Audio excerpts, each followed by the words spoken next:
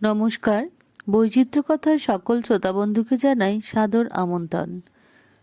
শরৎচন্দ্র চট্টোপাধ্যায়ের লেখা দেবদাসের নবম পর্ব। পিতার মৃত্যুর পর 6 মাস ধরিয়া ক্রমাগত বাটিতে থাকিয়া দেবদাস একেবারে জ্বালাতন হইয়া উঠিল। সুখ নাই, শান্তি নাই, একান্ত একঘেয়ে জীবন। তার উপর ক্রমাগত পার্বতীর চিন্তা। আজকাল সব কাজেই তাহাকে মনে পড়ে। আর ভাই দ্বিজদাস এবং পতিব্রতা ভাতৃজায়া দেবদাসের জ্বালা আরও বাড়াইয়া তুলিলেন। গৃহিণীর অবস্থাও দেবদাসের ন্যায়। স্বামীর মৃত্যুর সঙ্গে সঙ্গেই তার সমস্ত সুখই ফুরাইয়া গিয়াছে। পরাধীনভাবে এ বাড়ি তাহার ক্রমে অসহ্য হইয়া উঠিতেছে। আজ কয়দিন হইতে তিনি কাশীবাসের পরিকল্পনা করিতেছেন। শুধু দেবদাসের বিবাহ না দিয়া যাইতে পারিতেছেন না। বলিতেছেন, দেবদাস, একটি বিয়ে কর, আমি দেখে যাই। কিন্তু তাহা কিরূপে সম্ভব? একে অশৌচ অবস্থা, তার উপর আবার মনমত পাত্রীর সন্ধান করিতে হইবে। আজকাল তাই গৃহিণীর মাঝে মাঝে দুঃখ হয় যে সে সময় পার্বতীর সহিত বিবাহ দিলেই বেশ হইত। একদিন তিনি দেবদাসকে ডাকিয়া কহিলেন, দেবদাস, আর তো পারিনে, দিন কত কাশী গেলে হয়। দেবদাসেরও তাই ইচ্ছা, কহিল, আমিও তাই বলি, 6 মাস পরে ফিরে এলেই হবে। হ্যাঁ বাবা, তাই কর। শেষে ফিরে এসে তার কাজ হয়ে গেলে তোর বিয়ে দিয়ে তোকে সংসারী দেখে আমি কাশীবাস করব। দেবদাস স্বীকৃত হইয়া জননীকে কিছুদিনের জন্য কাশীতে রাখিয়া আসিয়া কলিকাতায় চলিয়া গেল। কলিকাতায় আসিয়া 3-4 দিন ধরিয়া দেবদাস চুনিলালের সন্ধান করিল। সে নাই, বাসা পরিবর্তন করিয়া কোথায় চলিয়া গিয়াছে। একদিন সন্ধ্যার সময় দেবদাস চন্দ্রমুখীর কথা স্মরণ করিল। একবার দেখা করিলে হয় না? এতদিন তাহাকে মোটেই মনে পড়ে নাই। দেবদাসের যেন একটি লজ্জা করিল। একটা গাড়ি ভাড়া করিয়া সন্ধ্যার কিছু পরেই চন্দ্রমুখীর বাটির সম্মুখে আসিয়া উপস্থিত হইল। বহুক্ষণ ডাকাডাকির পর ভিতর হইতে স্ত্রী কণ্ঠে উত্তর আসিল, এখানে নয়। সম্মুখে একটা গ্যাস পোস্ট ছিল। দেবদাস তাহার নিকটে সরিয়া আসিয়া কহিল, বলতে পারো সে স্ত্রীলোকটি কোথায় গেছে? জানালা খুলিয়া কিছুক্ষণ সে চাহিয়া দেখিয়া কহিল, তুমি কি দেবদাস? হ্যাঁ। দাঁড়াও, দৌড় খুলে দিই। দ্বার খুলিয়া সে কহিল, এসো। কণ্ঠস্বর যেন কতকটা পরিচিত, অথচ ভালো চিনিতে পারিল না। একটু অন্ধকারও হইয়াছিল। সন্দেহে কহিল, চন্দ্রমুখী কোথায় বলতে পারো? স্ত্রীলোকটি মৃদু হাসিয়া কহিল, পারি, উপরে চলো।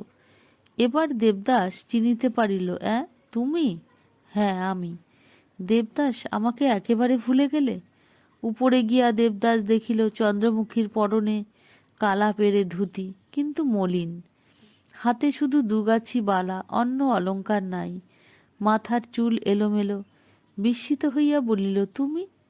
ভালো করিয়া চাহিয়া দেখিল চন্দ্রমুখী পূর্বাপেক্ষা অনেক কৃশ হইয়াছে। কহিল, তোমার অসুখ হয়েছিল? চন্দ্রমুখী হাসিয়া কহিল, শারীরিক একটুও নয়। তুমি ভালো করে বসো। দেবদাস শয্যায় উপবেশন করিয়া দেখিল ঘরটি একেবারে আগাগোড়া পরিবর্তন হইয়াছে। গৃহস্বামিনীর মতো তাহারও দুর্দশার সীমা নাই। একটিও আসবাবপত্র নাই। আলমারি, টেবিল, চেয়ারের স্থান শূন্য পড়িয়া আছে। শুধু একটি শয্যা, চাদর অপরিষ্কৃত, দেওয়ালের গায়ে ছবিগুলি সরাইয়া ফেলা হইয়াছে। লোহার কাঠি এখনো পোতা আছে। 2-1টায় লাল ফিতা এখনো ঝুলিতেছে। উপরে সেই ঘড়িটা এখনো ব্র্যাকেটের উপর আছে, কিন্তু নিঃশব্দ। আশেপাশে মাকড়সা মনের মতো করিয়া জাল বুনিয়া রাখিয়াছে। এক কোণে একটা তৈলদ্বীপ মৃদু আলোর বিতরণ করিতেছে। তাহারই সাহায্যে দেবদাস নতুন ধরনের গৃহসজ্জা দেখিয়া লইল। কিছু বিস্মিত, কিছু ক্ষুব্ধ হইয়া কহিল, চন্দ্র, এমন দুর্দশা কেমন করে হলো? চন্দ্রমুখী ম্লান হাসি হাসিয়া কহিল, দুর্দশা তোমাকে কে বললে? আমারও তো ভাগ্য খুলেছে। দেবদাস বুঝিল না, কহিল, তোমার গায়ের গয়নাই বা কোথায় গেল? বেচে ফেলেছি। আসবাবপত্র? তাও বেচেছি। ঘরের ছবিগুলো বিক্রি করেছ? এবারে চন্দ্রমুখী হাসিয়া সম্মুখের একটা বাড়ি দেখাইয়া কহিল, ও বাড়ির ক্ষেত্রমণিকে বিলিয়ে দিয়েছি। দেবদাস কিছুক্ষণ মুখপানে চাহিয়া তাকিয়া কহিল, চুনিবাবু কোথায়? বলতে পারি নে, মাস দুই হলো ঝগড়া করে চলে গেছে, আর আসেনি। দেবদাস আরো আশ্চর্য হইল, ঝগড়া কেন? চন্দ্রমুখী কহিল, ঝগড়া কি হয় না? হয়, কিন্তু কেন? দালালি করতে এসেছিল, তাই তাড়িয়ে দিয়েছিলাম। কিসের দালালি? চন্দ্রমুখী হাসিয়া বলিল, পাটের। তারপর কহিল, তুমি বুঝতে পারো না কেন? একজন বড়লোক ধরে এনেছিল মাসে 200 টাকা, একরাশ অলংকার, আর দরজার সম্মুখে এক সেপাই, বুঝলে? দেবদাস বুঝিয়া হাসিয়া কহিল, কই, সে সকল তো দেখিনি। থাকলে তো দেখবে, আমি তাদের তাড়িয়ে দিয়েছিলাম। তাদের অপরাধ? অপরাধ বেশি কিছু ছিল না, কিন্তু আমার ভালো লাগলো না। দেবদাস বহুক্ষণ ধরিয়া ভাবিয়া বহিল, সেই পর্যন্ত আর কেউ এখানে আসেনি? না, সেই পর্যন্ত নয়, তুমি যাবার পরদিন থেকে এখানে কেউ আসে না। শুধু চুনি মাঝে মাঝে এসে বসতো, কিন্তু মাস দুই থেকে তাও বন্ধ। দেবদাস বিছানার উপর শুইয়া পড়িল। অন্যমনস্কভাবে বহুক্ষণ মৌন থাকিয়া ধীরে কহিল, চন্দ্রমুখী, তবে সব দোকানপাট সব তুলে দিলে? হ্যাঁ, দেউলে হয়ে পড়েছি। দেবদাস সে কথায় উত্তর না দিয়া বলিল, কিন্তু খাবে কি করে? এই যে শুনলে কিছু গহনাপত্র ছিল, বিক্রি করেছি। সে আর কত, বেশি নয়, প্রায় 800-900 টাকা আমার আছে। একজন মুদির কাছে রেখে দিয়েছি, সে আমাকে মাসে 20 টাকা করে দেয়। 20 টাকায় আগে তো তোমার চলতো না। না, আজও ভালো চলে না। 3 মাসের বাড়ি ভাড়া বাকি, তাই মনে করছি হাতের এই দুগাছা বালা বিক্রি করে সমস্ত পরিশোধ করে দিয়ে কোথাও চলে যাব। কোথায় যাবে তা এখনো স্থির করিনি। কোনো সস্তা মুলুকে যাব, কোনো পাড়া গ্রামে, যেখানে 20 টাকায় মাস চলে। এতদিন যাওনি কেন? যদি সত্যিই তোমার আর কিছু প্রয়োজন নেই, তো এতদিন মিথ্যা কেন ধার কর্য বাড়ালে? চন্দ্রমুখী নতমুখে কিছুক্ষণ ভাবিয়া লইল। তাহার জীবনে এ কথা বলিতে আজ তাহার প্রথম লজ্জা করিল। দেবদাস বলিল, চুপ করলে যে? চন্দ্রমুখী শয্যার এক প্রান্তে সংকুচিতভাবে উপবেশন করিয়া ধীরে ধীরে কহিল, রাগ করো না। যাবার আগে আশা করেছিলাম তোমার সঙ্গে দেখা হলে ভালো হয়। ভাবতাম তুমি হয়তো আর একবার আসবে। আজ তুমি এসেছো, এখন কালই যাবার উদ্যোগ করব। কিন্তু কোথায় যাই বলে দেবে? দেবদাস বিস্মিত হইয়া উঠিয়া বসিল। কহিল, শুধু আমাকে দেখার আশায়? কিন্তু কেন? একটা খেয়াল, তুমি আমাকে বড় ঘৃণা করতে। এত ঘৃণা কেউ কখনো করেনি, বোধহয় তাই। আজ তোমার মনে পড়বে কি না জানি না, কিন্তু আমার বেশ মনে আছে। যেদিন তুমি এখানে প্রথম এলে, সেদিন থেকেই তোমার উপর আমার দৃষ্টি পড়েছিল। তুমি ধনীর সন্তান তা জানতাম, কিন্তু ধনের আশায় তোমার পানে আকৃষ্ট হইনি। তোমার পূর্বে কত লোক এখানে এসে গেছে, কারুর ভিতরে এমন তেজ দেখিনি। আর তুমি এসেই আমাকে আঘাত করলে। একটা অযাচিত, উপযুক্ত অথচ অনুচিত রূঢ় ব্যবহার। ঘৃণায় মুখ ফিরিয়ে রইলে। শেষে তামাশার মতো কিছু দিয়ে গেলে। এসব মনে পড়ে কি? দেবদাস চুপ করিয়া রহিল। চন্দ্রমুখী পুনরায় কহিতে লাগিল, সেই অবধি তোমার প্রতি দৃষ্টি রাখলাম, ভালোবেসে নয়, ঘৃণা করেও নয়। একটা নতুন জিনিস দেখলে যেমন তা খুব মনে থাকে, তোমাকেও তাই কিছু ভুলতে পারিনি। তুমি এলে বড় ভয়ে ভয়ে সতর্ক হয়ে থাকতাম, কিন্তু না এলে কিছুই ভালো লাগতো না। তারপর আবার কি যে মতিভ্রম ঘটল, এই দুটো চোখে অনেক জিনিসই আরও একরকম দেখতে লাগলাম। পূর্বের আমির সঙ্গে এমন করে বদলে গেলাম যেন সে আমি আর নয়। তারপরে তুমি মদ ধরলে, মদে আমার ঘৃণা।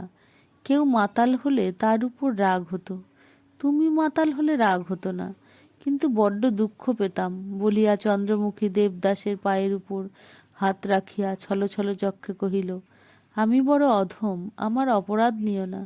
তুমি যে কত কথা কইতে, কত বড় ঘৃণায় সরিয়ে দিতে, আমি কিন্তু তোমার তত কাছে যেতে চাইতাম। শেষে ঘুমিয়ে পড়লে। থাক, সে সব বলবো না, হয়তো আবার রাগ করে বসবে। দেবদাস কিছুই কহিল না। নতুন ধরনের কথাবার্তা তাহাকে কিছু ক্লেশ দিতেছিল।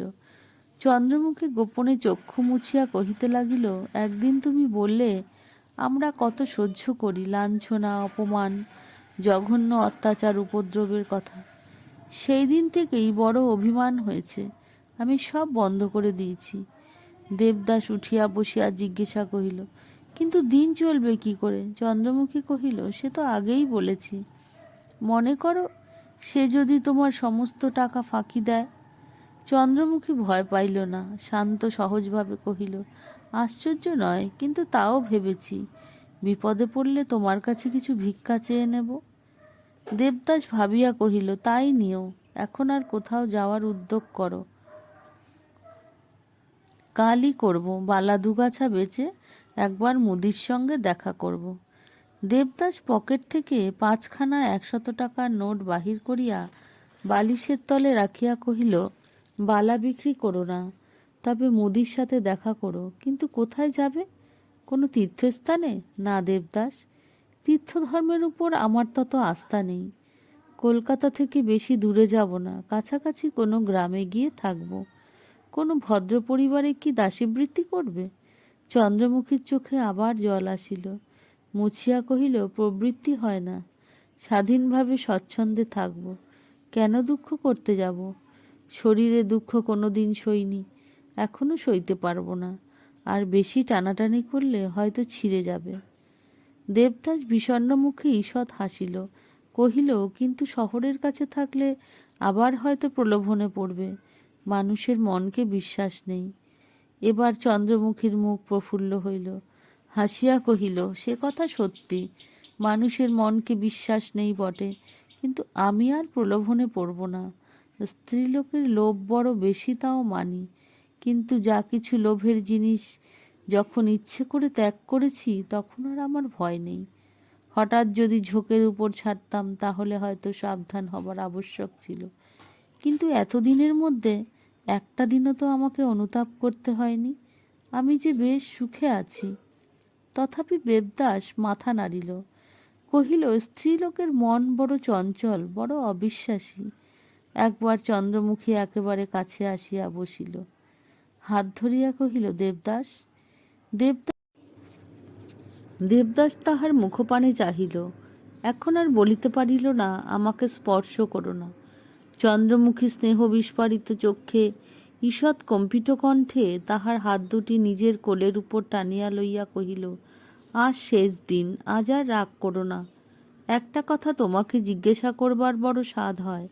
বলিয়া সে ক্ষণকাল স্থির দৃষ্টিতে দেবদাসের মুখের পানে চাহিয়া তাকিয়া কহিল, পার্বতী তোমাকে কি বেশি করে আঘাত করেছে? দেবদাস ভ্রুকুটি করিল, বলিল, একথা কেন? চন্দ্রমুখী বিচলিত হইল না, শান্ত দৃঢ় স্বরে বলিল, আমার কাজ আছে, তোমাকে সত্যি বলছি, তুমি দুঃখ পেলে আমারও বড় বাজে।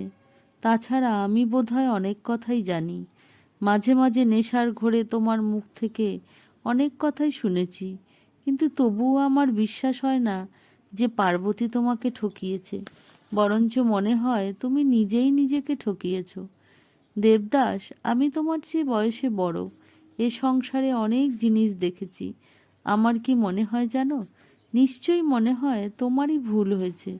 মনে হয় চঞ্চল এবং অস্থির চিত্ত বলে স্ত্রীলোকের যত অখ্যাতি, ততখানি অখ্যাতির তারা যোগ্য নয়।